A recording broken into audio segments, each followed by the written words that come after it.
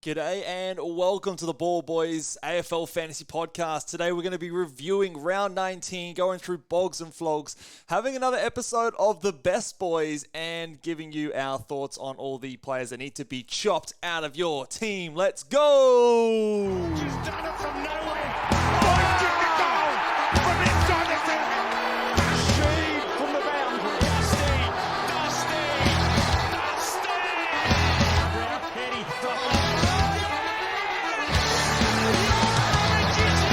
Petrarca.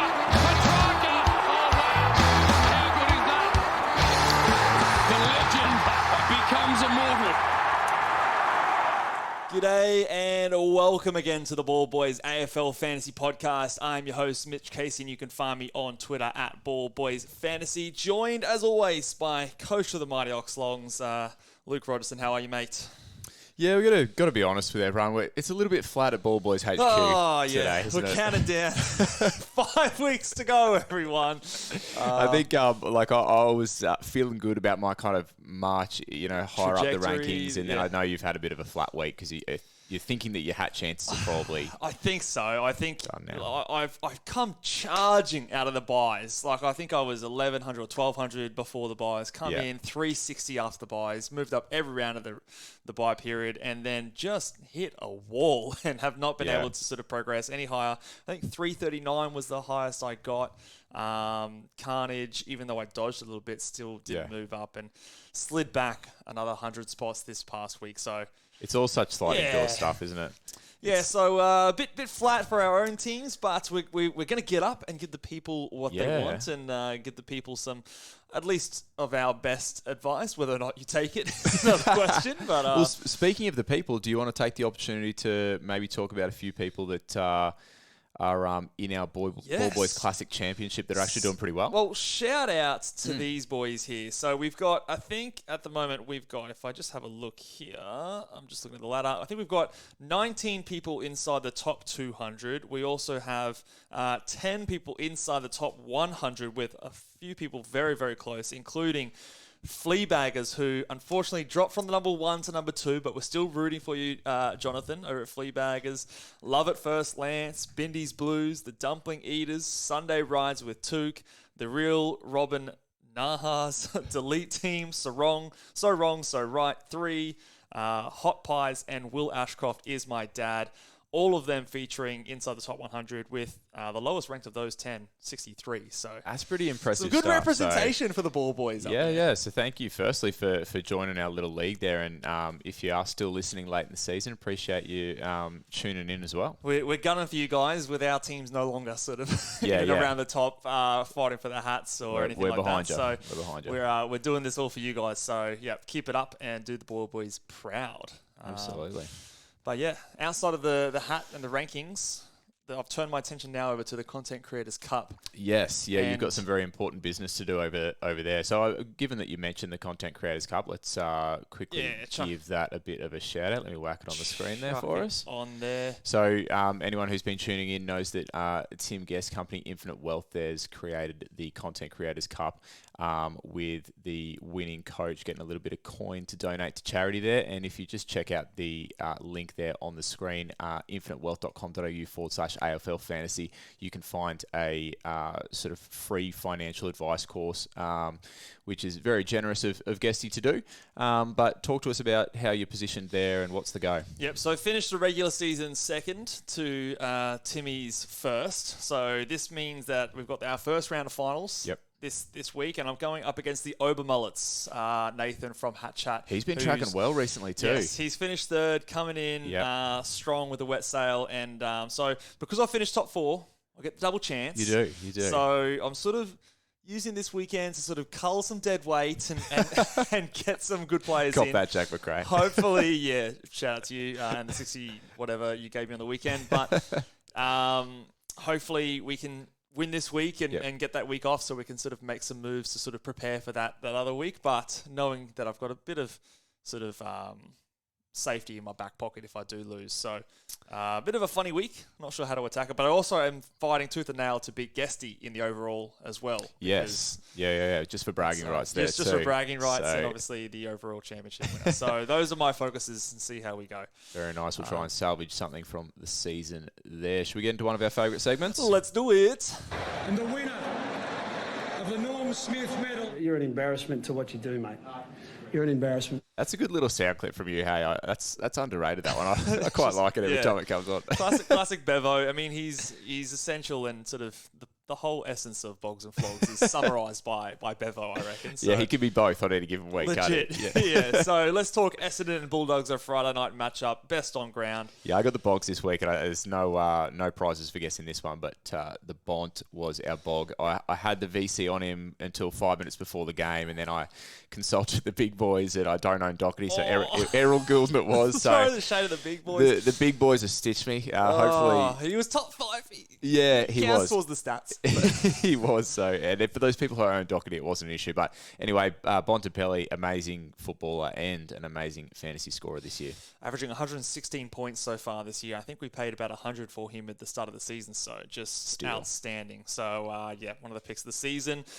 The flog for me, Jack fucking McRae. Jack head tilt McRae.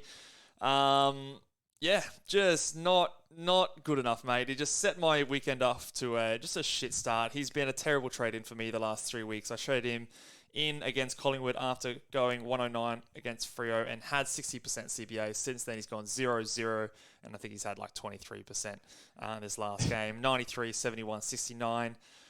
I've had it with him. I can't stand to watch that man just, plod along very slowly from contest to contest. And it's a tough watch too, because we typically watch sort of like the Friday night game together. And last week I was PO because Caleb Daniels stunk it up, and then this week you were PO'd. So it wasn't a pleasant watching experience, but these are the things. Yes, so he definitely is worthy of the flog this week. Richmond versus Hawthorn. Narrow win from the Tigs on this one. 1 point in the end. Very spicy finish. But Sicily, it was a little bit different in the way he went about getting his points this week, and we'll talk about that a little more later. Yep. But he definitely repaid the faith for those people who copped the stink of the previous week.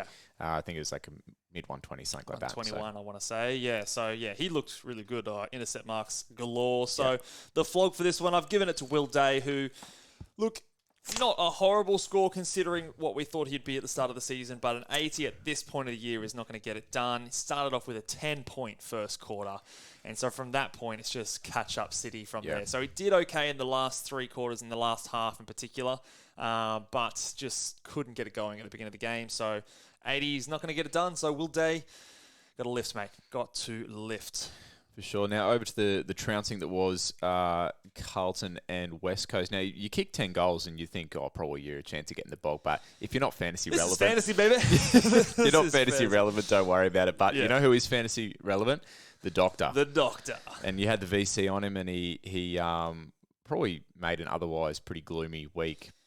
Look, good if I didn't have the Doctor as my VC there, and I would have rolled into a Jordan Dawson who didn't quite get the ton, I would have been even more upset and down this podcast. But thankfully, the Doc, he came in and did the Ball Boys proud. He was a very unique pick for me. I think I was the only one who had him inside my top 5 for the captains, and was pretty happy with how he performed. Probably a reason why he did so well is because of the flog here. I've just given it to injuries. Just the hamstring in particular for Sam Walsh. For the people that have been holding Sam Walsh through his shit performances, we sort of said, okay, just hold another week. Yeah. He's got the West Coast matchup, and he looked fucking good. A few tweets come out pretty early on saying, like, he's go well, and I'm thinking, no. Just settle down, guys. So I saw a tweet come out that literally then the first comment on the tweet was the person who tweeted, and they were like, he's now injured. Within like a second of me posting it. Literally, horrible. He sent out the reverse rocket, hit it right on the hamstring. So just horrible for those who have held him, because your faith and patience was about to be rewarded, but then just struck down at half or before. I think it was 53 years halfway through the second quarter. So he was on for probably a 120 plus score. So That sucks. So it looks like he's going to be out for a few weeks now as well. So he's probably done for the season in terms of fantasy relevance. Very rough. Now we head up to the Gabatoir where Brisbane took on Geelong, and Tommy Stewart, who we talked about a little bit last week in terms of the fact that we're kind of not sure what we're going to get week to week from him. We got the scoring from him this week, but we got a weird roll. So Set of bounces, yeah. Again, it's Why something not? we'll probably talk about a bit later, but Tommy Stewart, I think, had more than 50% centre bounces, which is something we don't typically see. And like 53%. I said, I've got a little bit of a sort of theory on it, but yeah, we'll talk about him a bit more later. Fourth highest in terms of the midfielders for Geelong, so only behind Dangerfield, Atkins, and Blitzarves. So, yeah, really, really strange, that one there. The flog for this one, I've just given it to the sub rule because you've got a bit of a story here in terms of your trades that changed as a result of Kai Lohmann being the sub and coming on for a grand total of 5 points. Thank you very much for that, Kai. I don't have the worst story in this case, but Could have been a lot worse. I was trying to do some spicy looping stuff with Flanders, who I'd traded in at that point in time. Yes. It was pretty spicy. I was calling myself bloody Lupe Fiasco there for a bit, and it all went to shit when I saw that Lohmann was named the sub. Now, fortunately, I did see that Lohmann was named the sub, so I had time to then change my trades. However, somebody did tweet me and say that they didn't realise that Lohmann was named sub, and not only did that, they tried to loop their captain score by putting the captain on Lohmann. So they got a grand total of 10 points with their captain. So they've missed the emergency that they're trying to get on. But I mean, I love that kind of thing because I throw out a tweet, how depressed am I? And then somebody throws it back and says, your life's not that bad, Luke. You've got it good, mate. You could have done this. You could have been me. So thank you to that person for making me feel better. Poor bugger. That awful. Sucks. But it's a full-time job fantasy these days with the rolling lockout. Got to be on top of those loops. I think if you see a purple dot next to a name, just don't bother. Just make sure you're not putting your captain on them unless you're certain they're not the subs. That's the lesson very there. least. We don't sucks. like rolling lockout, do we? No, I would much rather go to the fixed lockout. And look, whilst I have no life and I can take advantage of it and I live and breathe fantasy, then I can probably get a leg up on some more casual players. I don't want to. It'd probably change our mood over the weekend. I think our girlfriends would both be happy if it was. Yeah. We'd be off our phones, I think, considerably a lot more.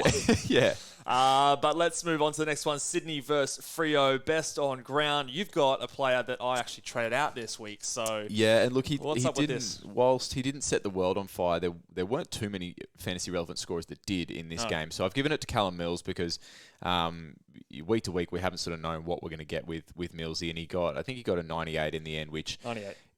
His best score since his injury. Yeah, and for me personally, given I had to change that looping situation, I wasn't going to get to have a look at him, so I was kind of relying on him to do something respectable, and I think he did. Little selfish little best on ground. It is, well, mate, like you've said on multiple times, we run the show. So fair enough. I'm going to give the flog award here to Errol Goulden, who.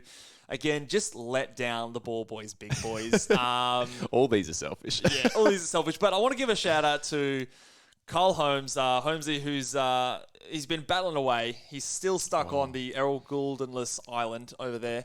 We always have a good chuckle, him and I, when there comes a Sydney game, and he's at any point ready to just cop a 50-point quarter from Errol, and it finally didn't come. So he's finally gone sub 100 in the last sort of 6 rounds. It hasn't happened. So hopefully he was able to move up as a result of that. But yeah, for us who maybe had the VC on him, like yourself, and representing the big boys, not good enough, Errol. Not good enough. Now, game of the round, potentially game of the year. This one Yes. was a great watch. Port Collingwood, for reasons other than fantasy, of course, for people that watch that game. But this fellow, again, while he didn't have his best game of the year, I think that Bales was telling us last night on Fantasy Fanatics that this is a run of like 9 consecutive hundreds for Connor Rozee. So I think he's been a guy that's just been ticking away in the background. Nobody's sort of been talking about him. We know he's going to be sort of a top 6 forward, and he's kind of been repaying us for the last 9 rounds. Yeah, so absolutely. Averaging nearly 105 points and just doing it done. Exactly 9 Sneaky tons good. in a row. So, yeah, probably underappreciated across the fantasy community since we all probably have him. I'm going to give the flog award to Tom Mitchell, who...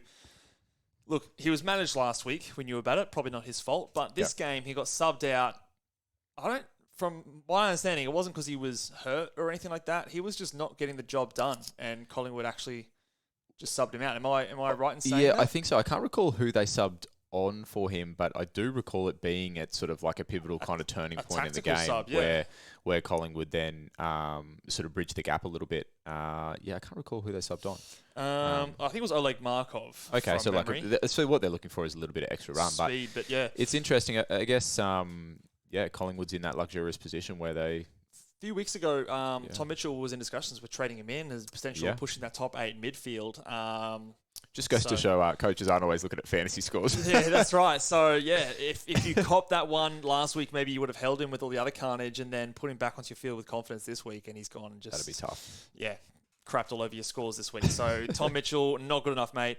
GWS versus Gold Coast. Few different things from this game. Well, speaking of being crapped on, this game saw the highest scorer, I think, Harry Himmelberg, which is the fellow that I traded out. Now, at the point where I'd traded him out, I didn't know what Sheasel was going to score, who was my eventual trade in. Yes. So I was... You gained 4 points. Well, look, I was, very, I guess, nervous about what might happen. Yeah. But Bog in this game is a fella who has been getting it done in the VFL for many moons and now finally gets his shot at the AFL level. And we'll talk about him in great detail later on. Yes. But Ned Flanders. Just getting it done. 120, back it up with a 110 this week, 31 touches. And I think, if I'm not mistaken, was the number 1 centre bounce attendee for the Gold Coast Suns in terms of CBAs. So, huge best on ground for fantasy purposes for this game. I'm going to give the flog to the new coach. I with the powers of floggery and Bogs and Flogs, I got Stewie Dew fired. I don't know if you remember this, but...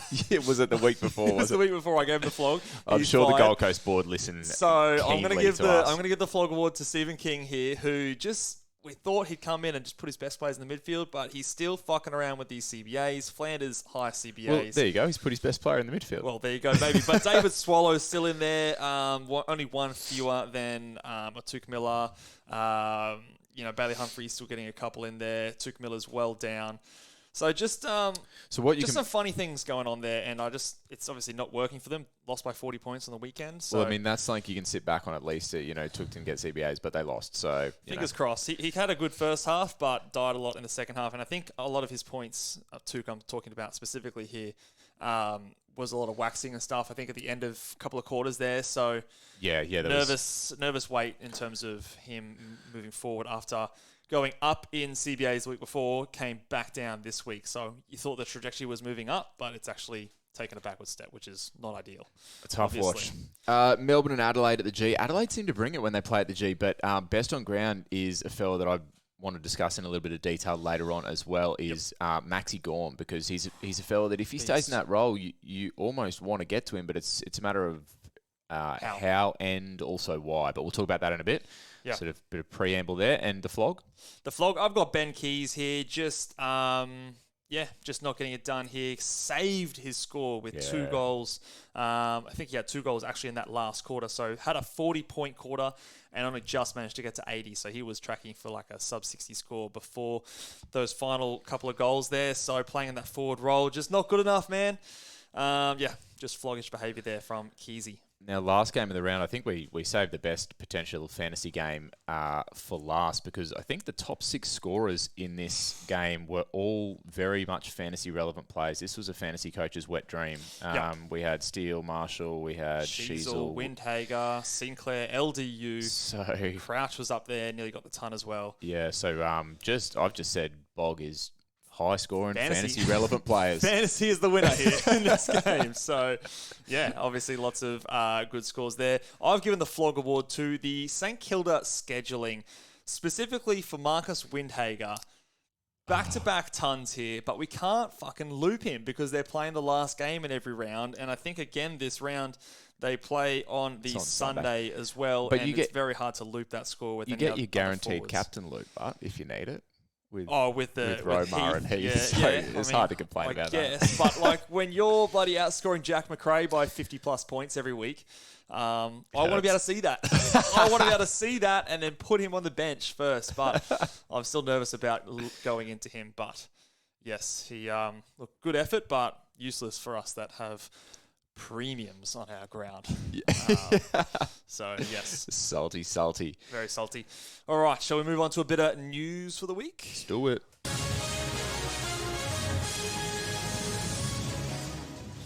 Alrighty, some noteworthy news from the weekend here. You've gone ahead and done a lot of this, so I'll throw it to you. Bailey Smith, you want to talk about first? I just sort of dot pointed some news in kind of order that the games are played. Absolutely, yep. This is more of a question mark than anything else, but what did you think of Bailey Smith? Vindication! That's what I reckon here. Sorry, I didn't even realise I was throwing you the alley-oop there. But, yeah, 114 just looked like the Bailey Smith that we know. He didn't have a heap of CBAs, correct me if I'm wrong, but he just seemed... He just ran hard. Well, yeah, it seemed to be like, It was the total opposite, or antithesis, is that the right word? Oh, my God. Total antithesis of Jack McRae, who actually... he was running fast, pedaling the legs over, and actually looked hungry for the ball. He did tackles. So. Yeah, I think maybe Bevo's little emotional shout out during the week, got to him. So I don't know whether. I don't think he's an option. I don't think you go for him, but it's just another one. It's enough for me to stay interested for next year. Oh, he's just like I'm already looking at fishing. next year. But yeah, just makes me feel like I wasn't completely wrong. How much of a break will you have when the season finishes? Like, will you completely switch off? Or? I won't touch it until, I don't know, the trade period, I guess. I thought you say like a week after the season. No, Spreadsheets out. Yeah, no, I'm already seeing it start into fantasy basketball. I'm in that mode now. Getting into the dynasty side of things. You're getting the best advice from Mitch. He doesn't even care about. No, I'm right into it. Don't worry about that.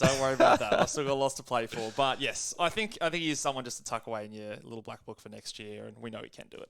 Now, we were chatting with Guesty and Bales last night, and we were obviously talking about Sicily had this big game, but I thought you brought up a reasonably valid point. What were you talking about in terms of Sicily last night? Yeah, so look, obviously Sicily, he's had a great score. He's a great player. He had an excellent game, but I just wanted to highlight the way that he had 13 marks in this game. Of those 13 marks, he actually had 13... Oh, sorry, no, that's contested possessions. In terms of contested marks, 6 of them were contested, 7 of them were uncontested. I think some of those uncontested were actually intercept marks as well, where Richmond just kicked it straight to him. So a lot of his +6 scoring there was not what you'd typically, be able to project moving forward in terms of those chip mark ball around the ground. So his 120 could have very easily be a 90 to 100 score, based on the fact that he was the second tall with no blank there. Yeah, I think it's a good point, and not to sound like a salty Richmond fan or anything, but there could have even been a few of those marks that... It was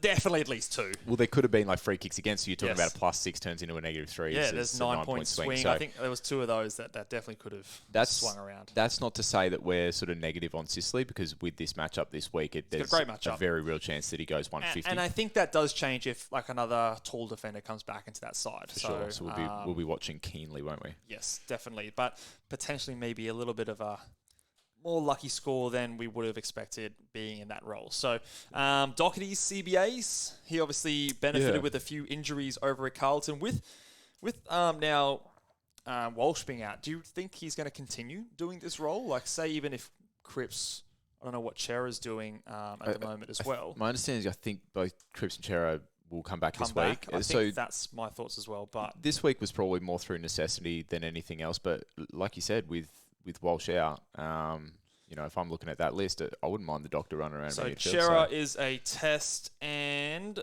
I don't even think that the big man is even on there. Cripps, that is. So I'd imagine he's back in and was just getting managed this week. So I don't think Doc's CBAs will be as they were this week. Yeah. I think he'll get a few, but I mean, we're asking ourselves probably a question that's a moot point, isn't it? Because we know he's going to be a top 6 scoring defender. I do just think it does help his ceiling a little bit. Like being on that wing, I think hurt him a little bit in terms of his ceiling. And up against Collingwood, I think there is a big difference for wingers and inside mids against Collingwood in terms of how they score. So in terms of priorities of getting in, it might change your mind. But yes, I do think that he'll get a little bit of CBAs with Walsh out, but he'll sort of rotate between a few different positions. Obviously, we've mentioned a couple of times the Walsh string. I don't think he's going to be relevant for us for the rest of the year. And Must trade. Some very unfortunate news from the weekend was that Ashcroft's ACL. Yeah, poor guy. You don't want to see that for anyone, but especially a young fella who's setting the world alight in his first year. That's pretty sucky. And it always, I don't know if this is the right thing to say, but it sucks even more like having it at this point of the season, because he effectively is out for their finals campaign. He's effectively out for most of the season next year. If he's going to come back in, it'll be right at the end of the season. Might have a tough time sort of running into their finals next year for Brisbane. So for Brisbane as a team and their fans, like in terms of timing, it's pretty poor timing in terms of. Yeah. I know it's no good time to have an ACL, but if you have it like the preseason, at least you sort of just miss one and then you come back to the next. This is, effectively sort of putting him out for 2 seasons almost. Yeah, it's disappointing all around for sure. So, unfortunate. Now, a fella that hasn't been in any way disappointing this year is Errol Goulden, but noticed on the weekend that he actually had a significant amount of centre bounce attendances. Second highest of the team. Ironically, it kind of coincided with what we saw as not necessarily like good a propensity scoring for scoring, was it? It was he normally gets those little +6s, like a short sort of 45 kick, and he just wasn't sort of getting it done on the weekend, which sucked a little bit. The interesting game here, the disposals were down across the board for most players. There were only two guys in this whole game that were 30 plus, and that was Sarong and Luke Parker. Yeah. Errol is usually very consistent at getting those 30 touches. He also only had 2 tackles, and playing inside, I would have expected that to be higher because he gets tackles on the wing anyway. So I think this maybe is just a bit of an anomaly, and I expect him to. I think there's an element of that. When you've got the VC on a guy, you obviously watch them really closely, and I think every time they get close but not quite, you notice that. And there were heaps of times where maybe the ball just spilled out the other side of the stoppage, or maybe he was the guy in a perfect position for the tackle and it just squirted out, or whatever the case is. So a bit of that. Flip side of this, the reason he was in there, and some quotes from the coach after the game, was Mills playing more on a wing, and the comments were that he was a bit banged up during the week, so they've tried to manage him through the game on a wing spot. So that makes this coming week really sort of dicey there. Like Mills already is not scoring as well as we were hoping that he would, and then we hear that he's being somewhat managed throughout the games. Like, where does that leave us on So this? I traded him out last week. I think despite him scoring his best game since coming back, I still think he is someone that is probably more towards the top of your priorities in terms of trading out, just because of the role question marks, the body question marks. We haven't seen the scoring. I think he's a step away from those top 8 mids. He's clogging up one of those spots. So I still think he's a pretty clear trade out if you can. Yeah, I definitely agree. Butters didn't show any signs of groin stiffness in this game. So not in the first half anyway. Looks pretty good. I think they did come out and say that it was a hip injury, not a groin injury. So yeah, we kind of like perpetuated that. Fingers crossed that it's all good. So if you didn't trade him out, I know some people did trade him out. Some good coaches. Yeah. Gorges and Lemons, I think, was one of the guys. And we're talking about people in a very luxurious sort of position. So it's guys, kind of you get to that point, and I guess you jump at those shadows. Well, that's exactly right. In that 100%. particular case, you don't have anything else to address, so you kind of think, okay, well, if I can get Butters to, it might have been a Dunkley or whoever it was, then you kind of do that. And I mean, you still would have gained points from that move, but interesting one. Isaac Rankin did his hamstring. Apparently, it's a pretty bad one. As well, we didn't see it, but I did hear that as well, and less so from Rankin's sort of fantasy perspective, but more to do with, okay, well, what does that mean at Adelaide? You've got guys like Keys, you've got potentially Laird hoping to come back in the next few weeks. What does that mean for that kind of structure? Does that mean that Keys plays more forward? Who comes in? So that'll be interesting to see how that plays out. Yeah, so Rankin, he's been a guy that sometimes gets CBAs, but has probably primarily been a forward player. So they're probably going to have to sort of put more people in the forward line to fill his spot there. So for a player like Keys, that's probably not the best sign. And then the last thing here, I missed this. Do you want to... you put this on the run sheet, and this is news to me. Yeah, well, this has been, pretty significant news. But post-match, St Kilda North Melbourne, Ross the boss actually came out and said that Marshall was very, very close to not playing, and I think the quote was that he played very well under duress. So what was his? Why was he not? I don't know if they 100% named an injury, but they said it was some sort of like a tightness, or so I'm guessing like obviously muscular. But this I think is a really, really interesting talking point for this week, because there's two sort of scenarios that I see playing out here. Either he gets rested, which is sort of terrible for everyone, or something that might be equally as terrible is that Big Boy Campbell comes in and plays some minutes, or I think Jack Hayes might still be waiting in the wings. But the thing that I really want to discuss out of this is St Kilda play Sunday first game. Yep. but then Max Gawn plays after them. Yes. If Marshall is like a late out, that could fuck some people if people have already locked away their trades. Yeah. Even if Tom Campbell plays and you could go to Gawn in the next game, what are we sort of thinking there? Because Sicily obviously plays same game as Marshall, so if you haven't got Sicily, you could wait, and then you could pick up Sicily as your late pickup if Marshall is named. Yeah. But if Marshall isn't named, you could just go Marshall to Gawn because he plays after. The only thing is you would have to be trading out someone in one of those last 3 games to make it work. Couldn't you use your edit trade potentially? Well, not if you're like trading in Sicily and then wanting to trade out. Yeah, okay. Marshall. It would only work if you're like changing your trade in from Sicily to Gawn some way through DPP. Yeah.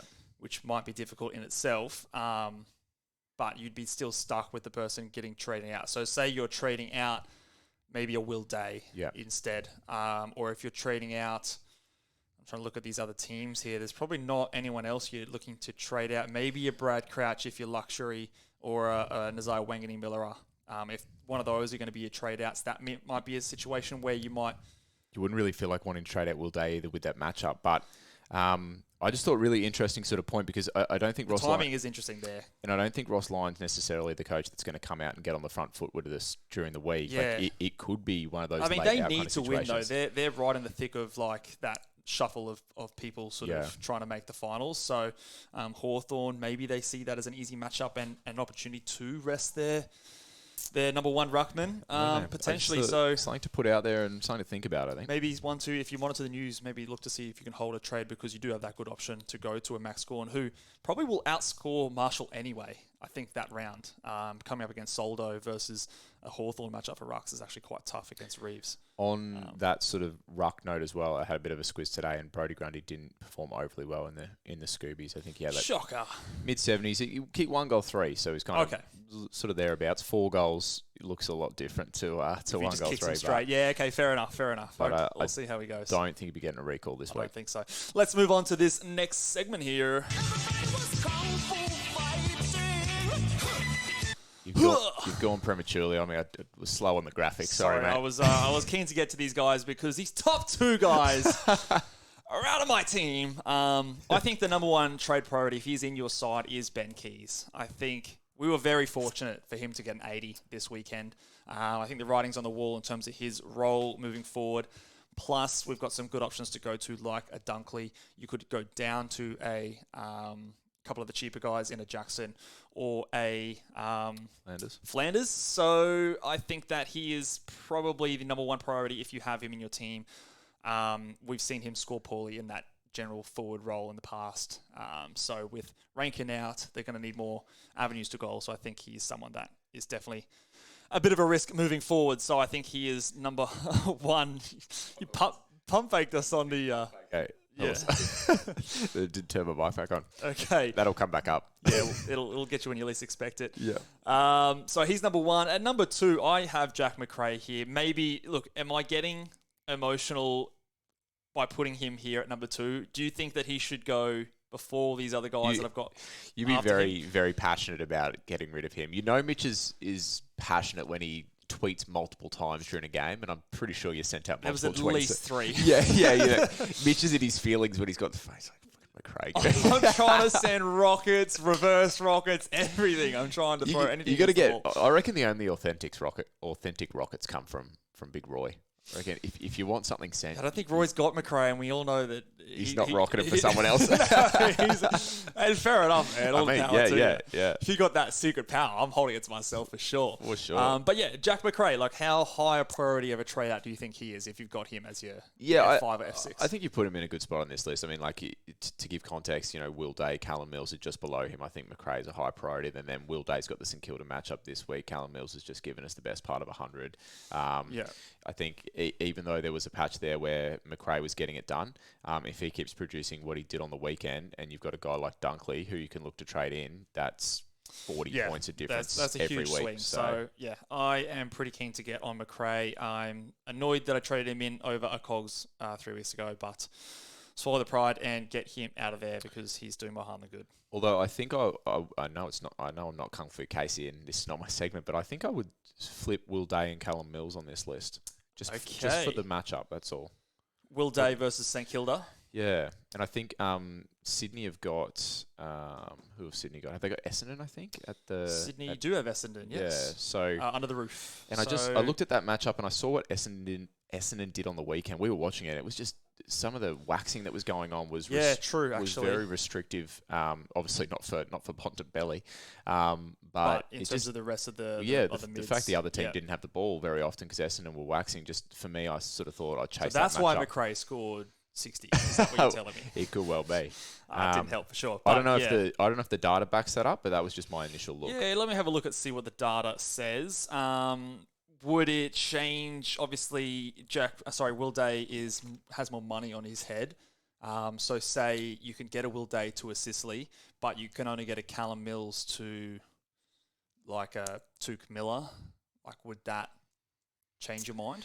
Yeah, potentially. It's a bit of a sticky situation, isn't it? It doesn't feel great to trade away a guy seemingly coming up to a potentially good matchup.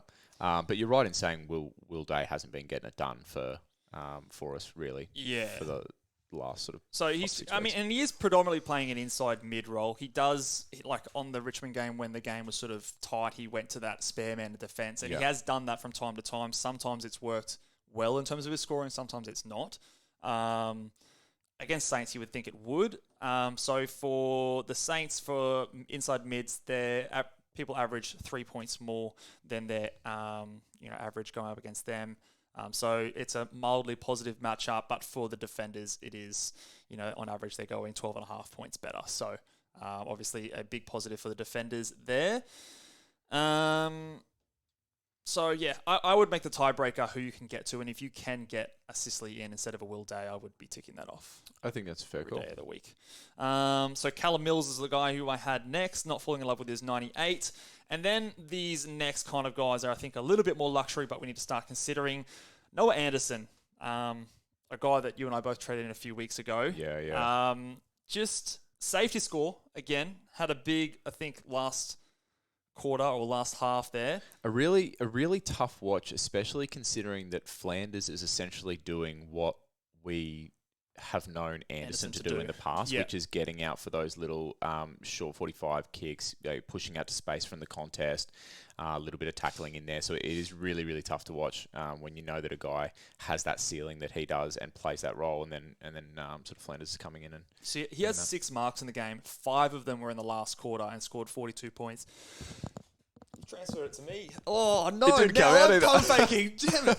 Oh, just the worst. But Noah Anderson. There's so much cat hair in here. Yeah, right? I don't know what's going on, mate. In here.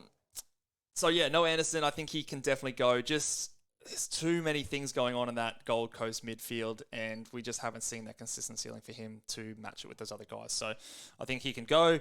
Darcy Cameron. Who do Collingwood play this week? They have a decent matchup, I want to say. Collingwood play... first game of the round. Oh, sorry. So Carlton. So Carlton, who I think, in terms of their ruck stocks... Without Pitnet, I think...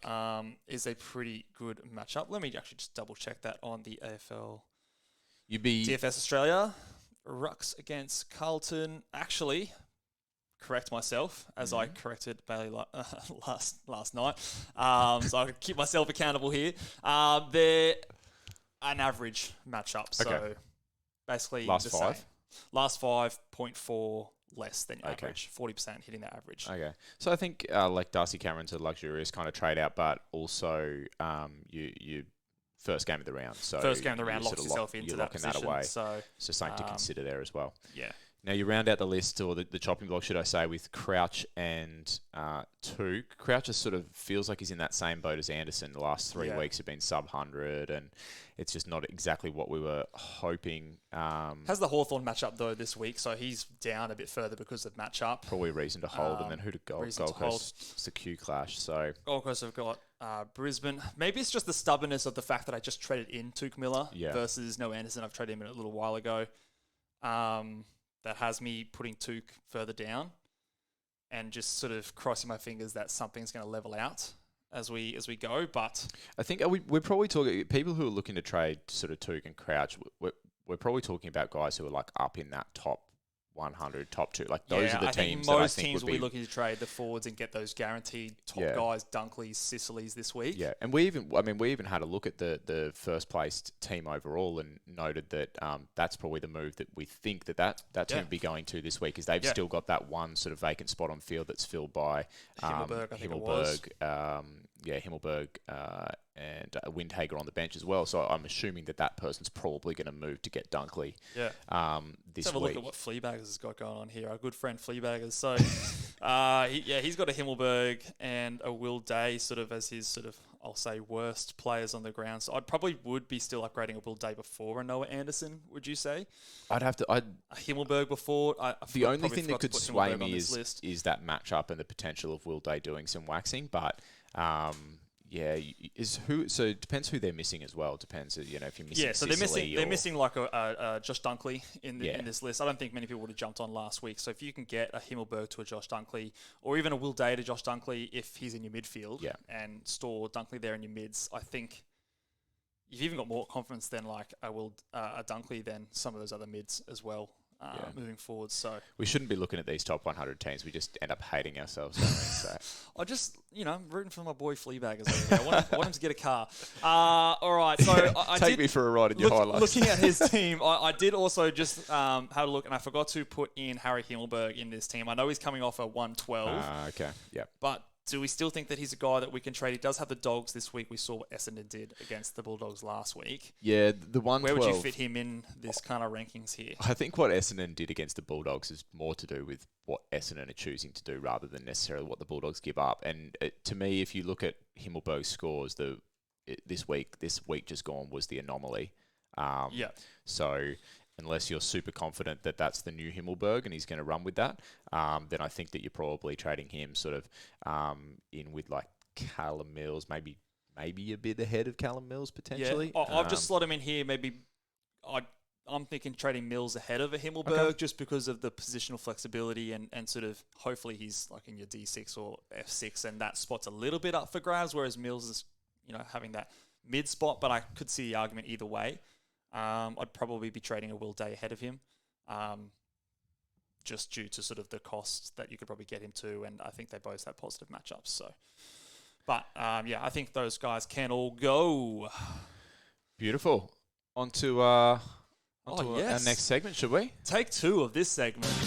You're simply the best. Better than all the rest. Simply the best. I'm glad we're going round 2 because I worked really hard on that graphic. Yeah, we're going to display this lovely graphic here. So our version of, I guess, the best 22 players moving forward, with a couple of little honourable mentions. Now, we'll keep it a bit short. I think last time we did the whole episode on this. The best boys. We'll try and be brief. So, something I do want to say before we talk about, I guess this is kind of our trade-in targets and who we think is going to be the best in each line. Something that Guesty said on the Fantasy Fanatics Twitter Spaces last night that really sort of stuck with me, and I think he's bang on the money, is that our forwards and defenders, we're pretty confident in the top 6 players in each of those lines. And so I don't really feel that there's a need to get super fancy or spicy on those lines. The midfield can be where potentially you have a little bit of differentiation between teams and maybe the ability to gain some points week to week.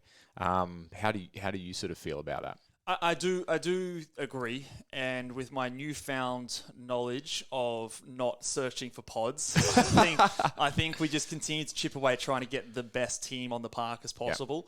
And once we have locked away all of those kind of sure things, then we start to look at those points of difference. And, I think maybe the last spot on each of those lines could be up for debate. But the mids is probably, like we talked about on that show last night, probably where the most variance will be week to week. So in terms of what we're sort of thinking for defenders, in terms of the top 6, we've got Dawson, Dacos in the top 2 spots, and then followed by Doc and Sicily. Let's pause here on Doc and Sicily because these are 2 guys that I know teams will either have had just traded in or be looking to trade in, or in my selfish position, choosing between which one. So Doc or Sicily this week, what do you reckon? Sicily is probably the preferred option, with the asterisk that if blank is named, it's Sicily easily. Yep. If blank isn't named, I'm still maybe edging Sicily, but I'm more nervous about it just because he's got a very positive matchup, instant reward against St Kilda. Yep. But I don't love him in that second tall role as much.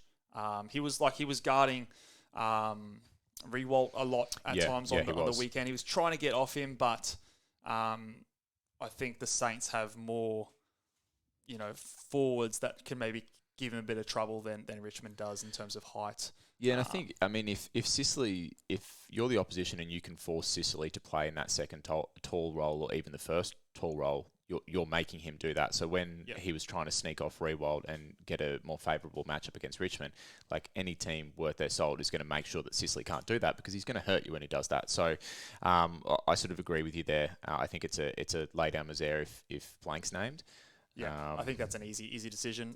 Just out of curiosity here, I've just searched the next round and guess who Carlton has. So Hawthorn versus St Kilda this round, and Carlton versus St Kilda the next round. So I'm going Sicily this week, Doc next week. Yeah, you've got the St Kilda matchups. I'll finally get Dunkley maybe the week after. Yeah, so there's a couple of good matchups for both those boys. When we start talking weeks ahead, we know that we're going to cop bullets that'll this stop is the best laid plans. Not happening. So look, in most instances, I'm going Sicily ahead of Doc, but the blank. If he's the second tall again, I'm a little bit more pause there, and I have to think about it a little bit more. But I think Sicily at this stage. So rounding out the defenders at 5 and 6, we've got Sinclair there at 5, which I think is fair, and then Stewart's at 6 with, I guess, like the question mark of who could sort of dethrone him from 6 there. Guys like Sheasel with a good run. Luke Ryan, we know, has a ceiling, even though he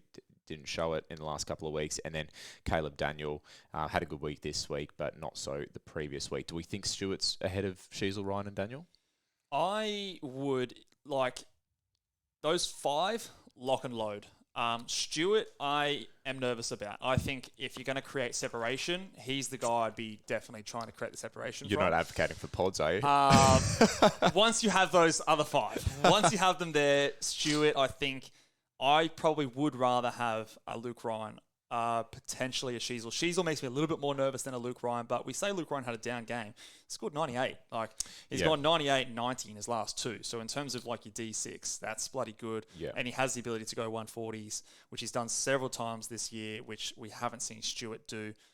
So I prefer Luke Ryan personally. If I was to have a 6-person, Stewart's probably the safest one. A lot of us have him there. But if I'm trying to differentiate, Luke Ryan is my personal pick. You could also throw in, like, I think you've got like Sheasel and potentially even a Caleb Daniel there. No, I don't have either of those guys, from anything to do with anything other than just necessity on the weeks that I traded them in. But I guess both of those guys give you that DPP for defender flexibility that can be handy when it comes time to trading them out as well. So what about a Nazire Wanganeen Miller as another name to sort of consider?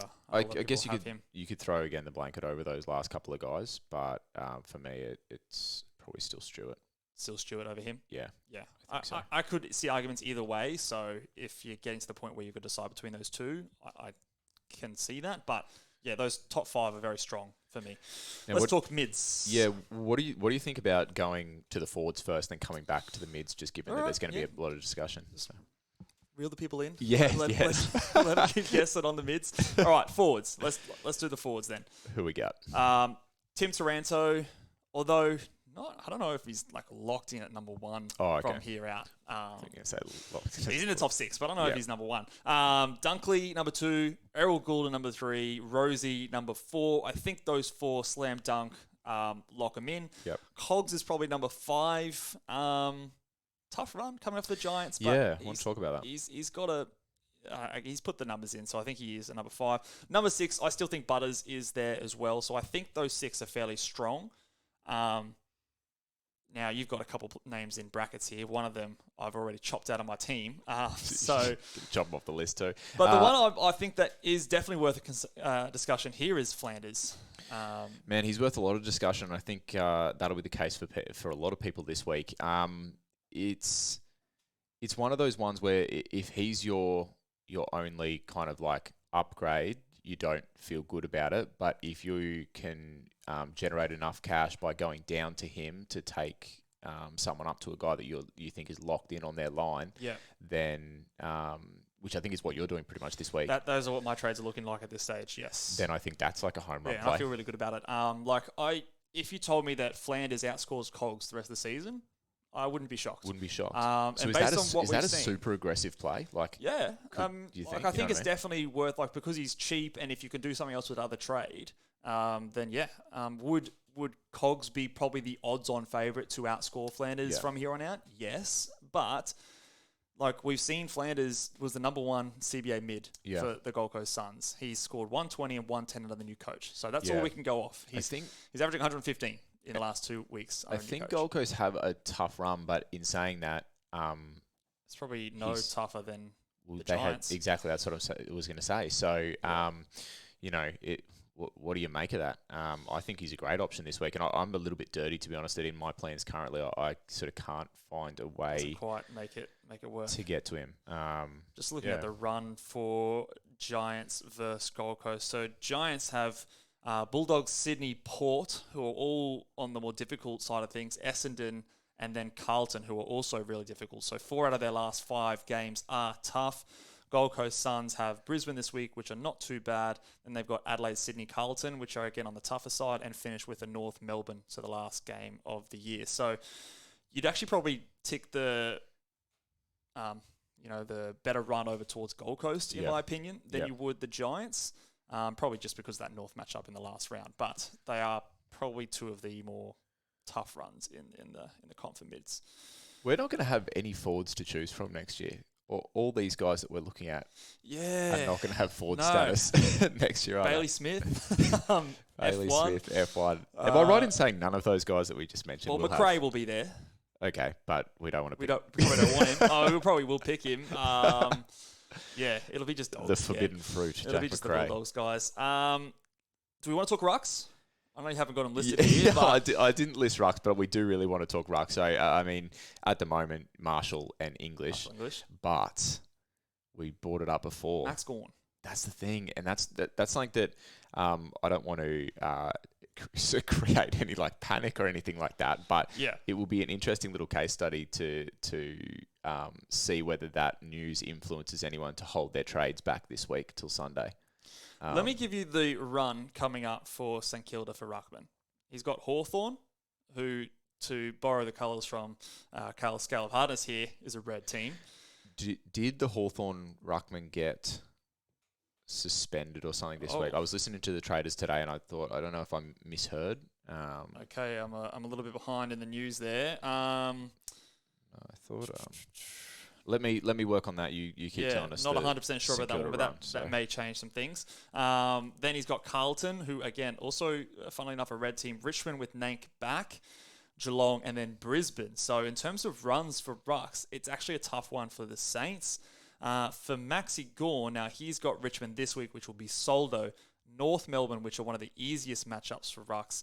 Then he's got his hard ones in Carlton and Hawthorn, finishing up with another easy game in Sydney. So you would give the run matchup to Max there, and you'd probably give the run matchup to Max over English as well. So, look, there is definitely a world where Max is the highest scoring ruckman from here to the end of the season.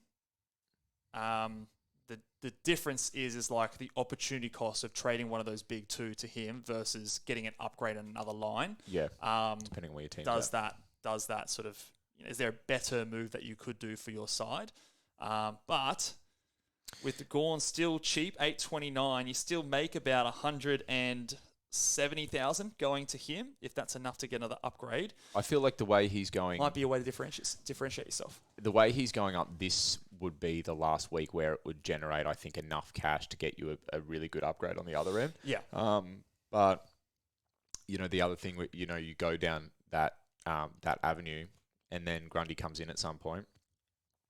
You're left, in the same position that you were when you traded out Marshall, because of the risk of Tommy Campbell or injury or whatever it is. So I think last week was a tough week to do it because Excuse Bless me. you. I'm telling you, we got to get the dice in here. Rowan Marshall was very high on the big boys. He had the good matchup against North, so sort of felt dirty doing that, and he obviously came out and scored well.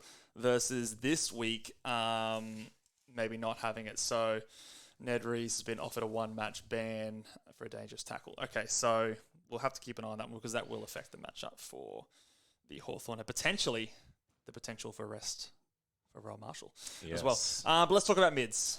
Let's do it. Okay, so let's go through the ones that we think are probably locked in. Yep. I would say Bont is by far the number one. I think everyone agrees there. I would still have Merritt number 2. Yep. Just based on what he's done, and I think he has some better matchups moving forward. So I think that's fine. Rory Laird, assuming he comes back this week. Yeah, I think it's a fair shout to be the next guy here. Again, I was listening to the traders today, and Roy being the head honcho over at Team Awesome Source was suggesting that the Laird injury as it stands is probably more like a 3-4 week injury, but depending on where Adelaide consider their season to be, whether they strap him up and get him out there is sort of what we're thinking at the minute. So he's not listed on the injury report, which is just fucking classic. That whole thing was but yeah, rubbish, but yes. That'll be just to stay tuned. Okay, so we'll have to stay tuned on that one because if he's healthy, I think he does still make it onto this list. Darcy Parish, I have here at number 4. Just solid, and I think his run coming up is very, very friendly. Brayshaw, Steele, and Caleb Sarong probably round out the next kind of grouping there. Do you think that sort of makes sense with those sort of guys? Is there anyone that doesn't belong in that same group or tier? Yeah, I think so. Brayshaw and I mean, Sarong's been a master of consistency. You're kind of banking on him to be between 100 and 115, I guess, every week. Steele and Brayshaw are the ones that are interesting because Brayshaw is probably seeing a bit of like a leaner patch while Steele is seeing, a little bit of a better patch of form. So I think that, they're both going to be sort of around the mark and going to be top 8 regardless. Yeah, I mean, you say leaner patch. He's gone 91, 110, 97, 102, 129 is by last his 5. standards, so isn't it? yeah, it's not all that bad. So I think that he's definitely still someone to be considered a top 8. Yeah. There, and then the 8th spot is where it gets tricky. So I think we both think that LDU is a potential guy to consider for this spot as a guy who has a good run coming up, and we've seen his ceiling so far this year. Last 3 form and the like you said, the run is really good. The other guy, I mean, if Petrarca moves back into a more predominant midfield role, then for me, he should actually be higher up the list, given the way he's actually been playing as a forward predominantly. So yeah, I think Fritsch is out for still, I think, basically the rest of the regular season. So likely to see Petrarca stay forward. Yeah, I think he's going to remain in the role that he is in right now. So yeah, I don't know if I can bank on that changing, but if we do see a change, I do agree with you. Yeah.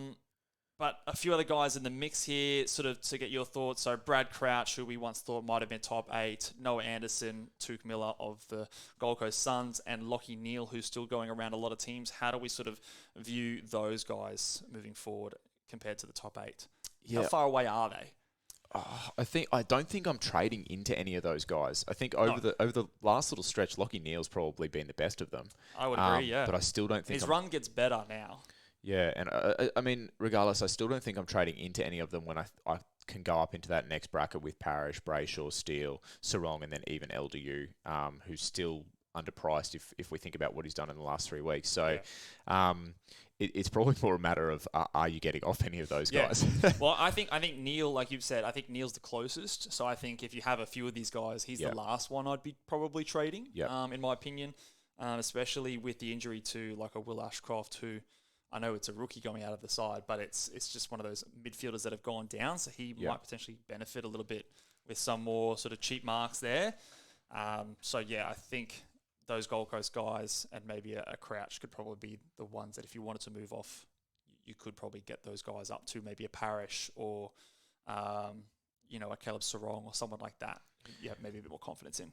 And I know you've used the phrase it's a bit of a crapshoot at the moment. I don't think with these guys, let's say Parish, Brayshaw, Steele, Sarong, LDU, I mean, touch wood and barring injury, I don't necessarily think you can go wrong with any of those picks. It is just a little bit of a lottery of like who scores well in their week. So the thing that you then go into at this stage of the year is you have a look at the draw, don't you? So for sure.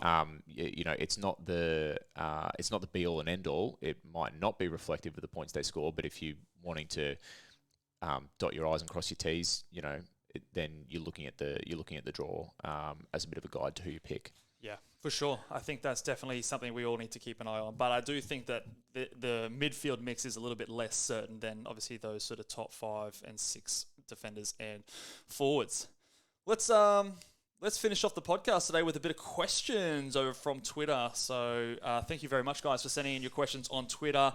If you have any further questions throughout the week, drop them in the comments below if you're watching over on YouTube. And remember, don't forget to give that video a big thumbs up. All right, let's have our thoughts. Wazza here wants his own personal chopping block here. So thoughts on who to trade out first, ranking them in order. He's got Will Day, Darcy Cameron, Callum Mills, Noah Anderson. I think we maybe slightly differed on these ones here in terms of maybe the Will Day, Callum Mills. And that was more to do with the matchup kind of thing. So would we say Anderson's the lowest priority to trade out of these guys? Yeah, I think so. I think Anderson being the lowest priority. I would go in order of trade outs. I'd go Darcy Cameron as the top. Then I'd go Mills, Day, Anderson. So you're trading Cameron out first? Yeah, I think I'd trade Cameron out first. Interesting. Yeah. That's a tough one. I tend to agree. The interesting thing will be on terms of what happens with the ruck situation at Carlton. Did you seem to think that there was an injury or something to one of the Carlton rucks? No. No, it's all good. So Pitney's there. He plays 61% time on ground. So if he's there, I probably would, get rid of a Darcy Cameron first and then maybe a Mills second. We should put a little disclaimer on any advice we give at this time of year is that it's like you could. This is the thing. Luxury trading. I fucking hate luxury trading season. It is the hardest part of the season. Like I feel like my bread and butter is upgrade season. I feel like that's where I shine. So far, luxury trades, I've fucked it. Let's be honest. You should just keep upgrading and just have a whole bench. Just have a bench. Have 24, 25 premiums. Let's do that. That seems to be where I shine. But that's probably where I'd go. I think if Carlton are healthy in their ruck stocks, they are a tough matchup. So. I think I probably agree with you with him being the first one to go. Yeah. Next question here. Ranking Jackson, Sheasel, and Caleb Daniel as F6 options. And if you haven't considered Adrian already, I don't know if he's already got this person, but Flanders. I'll throw him into the mix here. For me, Flanders is number 1 if you don't have more him. than Sheasel? He's cheaper, I guess. So cost. I think so. Sheasel just still makes me nervous. I don't know why. I do know why. It's because he's a rookie and he's potential to move around in terms of his role. Yeah, the positional stuff definitely is scary. If we were guaranteed that he was going to play that kind of distributing halfback with the North Melbourne run, I'd probably rank Sheasel on top. But the fact that you save so much money getting Flanders in instead, I think my personal order would be Flanders, Sheasel. Who else do we have in there? Jackson, Caleb, Daniel. I go Daniel, then See, this last week's scoring really fucks with your head a little bit because had you asked me this last week, I would have had Jackson a little bit more high because I thought, well, he's going to have the solo ruck mantle. But the fact that he had an easy matchup against Sydney. He had 88 versus Sydney. That kind of want a bit more. 43 hitouts. So he had half of his score from hitouts. It makes me question it a little bit. I think people who traded into him this week will be nervous. That's all I'll say. Yeah, I think also with Freo just struggling a little bit, maybe that's lowering his scoring. Obviously, when you're scoring 43 points in hitouts, it means you're not getting much of the ball. 1 tackle. I'm pretty sure he's a better tackler than that. So, for this person's question, would you have Sheasel ahead of Caleb Daniel? Or yeah, I probably would. Okay. Yeah, I think Caleb Daniel, we saw him move out of the CBAs a little bit more again. So, again, volatility and roll Bevo. Yep. So, yeah, I'd probably go Flanders, Sheasel, Jackson, Daniel. Yeah, okay. But those last two, bit of a flip-flop there. Okay, do we go straight to Gord if Marshall is out? I would say yes. Neil or Dunks? Neil ownership percentage is lower. what is temp? I don't know if that's correct. I think Dunk's ownership percentage is lower The Neils. than Neil's. I think if That you're might looking at the change this AFL week. Fantasy percentages, just keep in mind that that's going to take into account a lot of ghost ships. Let me check if that is actually the case, because that would very much surprise me. So Neil is owned 22%. Dunkley would have Dunkley is 47%, but he was traded up by like 30,000 coaches when he got injured. So every team that owned him and then gave up on their season. Yeah, I would definitely consider Dunkley the more unique option. He would definitely be the guy I'm going for over Neil. Would you agree? Yeah, for sure. Dunks and Flanders, or Steele and LDU, or Sicily and Flanders. Some spicy options Wait, there. hold on. Dunkley and Flanders. Yeah. Steele and LDU, or Sicily and Flanders. Okay, yeah. So Dunks and Flanders, Steele and LDU, Sicily and Flanders. That's a tough one. Are you putting? I guess the question here is: are you putting all your eggs in the Flanders basket to be a top of his line premium? Because if you trade in Steele and LDU, we're both probably of the opinion that those guys are going to be top of their line premiums based on what they're doing at the moment. Correct. So you get 2 premiums, or you get a premium and then you get a Flanders. And do we consider Flanders to be? Yeah, he's saying that the options for trading out are Day and Anderson, so I don't think it changes here. Okay. I think because they're not reliant on like you getting rid of a forward, I'd probably go the Steele LDU combo, because I feel like they're the safest and the best, and we still had them as top 8 mids, but they're not guaranteed. Dunkley has a 140 break even this week. So I know we're not really dealing Sicily too much in versus break St evens, Kilda. but he's going to come cheaper. But then, the Sicily against St Kilda, you could miss a 150 there. Well, if Blank isn't here, I'm ruling Sicily out of those guys. Those options. Then in because that LDU's case, also got West Coast, which is another juicy matchup. well, in that case, if Sicily was ruled out because Blank was named, I'd go the LDU Steel thing, because I think I'm leaning there regardless. Yeah, because LDU versus West Coast could be very good. But maybe this person's toying with a similar thing to what I'd love to be bringing in Flanders this week, because I think there's a very real chance that he could give it a nudge as a top 6 forward, and he's 680k or something like that. I mean, he'll still be cheap next week if that is the case. Like, he will go up and he'll be over 700,000, but in terms of getting in a top 6 forward, that'll be still very achievable. Having a look at his price next week, let's say he's like 730, something like that, and you're wanting to trade a guy like,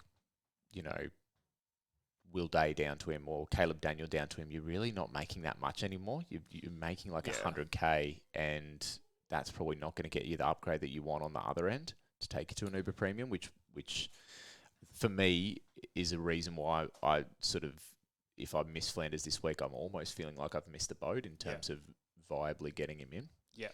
No, I can see that for sure. Personally, of these ones, because the guys is getting it, I'm still stealing LDU, but we'll wait for teams to sort of be concrete in this one. I think this is going to be a very popular one, so I'm going to finish on this question here. Okay. If you can only get one this week, who are you getting, Dunkley or Sicily? Who are you getting, either the forward or Doherty or Sicily? Oh, you can throw Doherty in there for me. For you. Who do you think is the priority? I think. I mean, we're going to say it again, aren't we? Like, if Blank's named or if Blank's not named. But Sicily, you've got the potentially really juicy matchup. I know it's not a break-even game at this time of year, but Dunkley, his price is going to be dropping, next week as well, you'd imagine, unless he goes bananas. Which means he's going to be more affordable. I'm probably leaning Sicily, and then I'd grab Dunkley next week if I could. I think this very much depends on who you're trading out. So for me, I'm got this decision. I'm trading in Dunkley and I'm foregoing a Sicily, but it's because I can't stand to look at Jack McRae in my team anymore. Okay. So I'm going. Sounds like a real logical so emotion hasn't got to you there. I'm getting rid of McRae and I'm going in Dunkley. Yeah. Versus getting rid of a Will Day and getting in Sicily.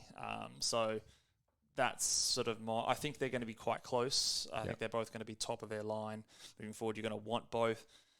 If you think that the guy you're trading out is even, then Sicily does have the better matchups. He might score more this week. The person here is also, Williams also asked out DC or Day first. I would be trading out Darcy Cameron ahead of Will Day. Would you? I think we said that before as well. So in that case, it might be DC to Dunkley over a Will Day to Sicily. Yeah, agreed? DC to Dunkley. Yeah, I think so. William, We got you sorted, mate. Don't worry about it. You're on to big things And this now week. take all the advice we've just given and throw it out. Go listen to a different podcast. No. Thank you very much, guys, for tuning in, and appreciate all your support this season. It's been a fun season to Are you wrapping the season up? We're done, guys. No, I just want to give a shout out, guys, to everyone who's listened along, because just gotta give thanks and good luck to all those guys still fighting it out for a hat. Not like myself. And if you can, please go over and make sure you are subscribed to the YouTube channel. If you haven't already, we would very much appreciate a 5-star rating review on Apple Podcast to show your thanks. And let us know what you think of the podcast in our inaugural season. And until next time, we'll catch you guys later. Bye.